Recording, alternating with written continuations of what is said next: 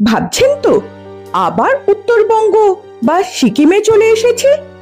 না, আজ আপনাদের ঘুরে দেখাবো পার্শ্ববর্তী রাজ্য ছত্তিশগড়ের একটি ছোট্ট গ্রাম মনপত, যাকে ছত্তিশগড়ের সিমলা বলা হয় তার ওয়েদারের জন্য, আর মিনি তিব্বত বলে এখানে অবস্থিত মনাস্ট্রি ও তিবেতিয়ান কমিউনিটির জন্য।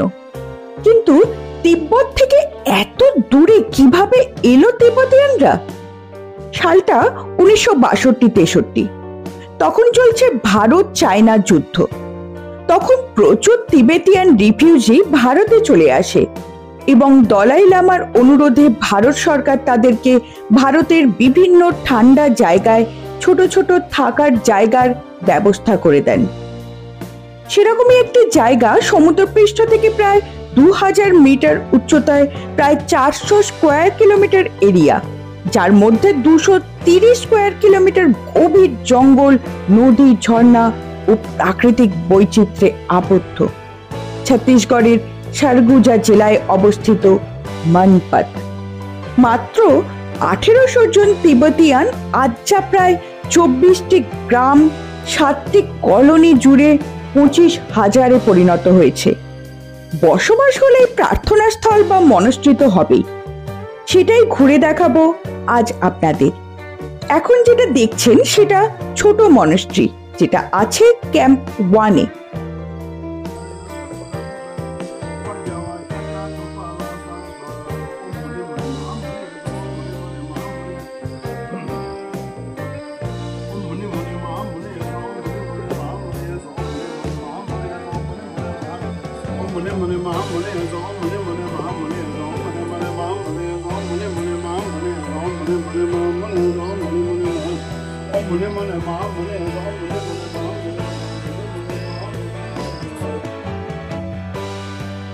এরপর যাব বড় মনস্ট্রি, যেটা ক্যাম্প 3-তে। এই মুহূর্তে আমরা চলে এসেছি মনপতে ক্যাম্প 3 যে মনস্ট্রি বা সবচেয়ে বড় যে মনস্ট্রি তার সামনে। চলুন আপনাদেরকে সেই মনস্ট্রিটার ভেতরটা এবং তার পরিবেশটা একটুখানি দেখিয়ে আনি।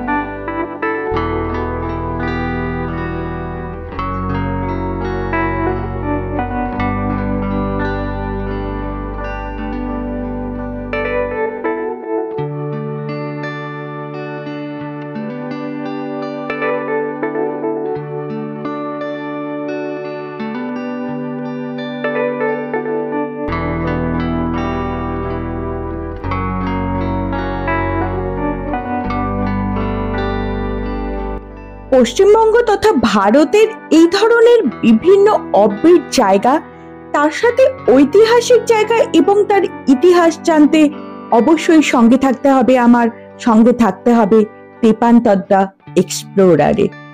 আর যারা এখনো পর্যন্ত সাবস্ক্রাইব করে রাখেননি, তাদের রিকোয়েস্ট করব সাবস্ক্রাইব করে আমার সঙ্গে থাকুন, আমার পাশে থাকুন। আজকের ভিডিও এই পর্যন্তই, অপেক্ষা আর একটা নতুন ভিডিও।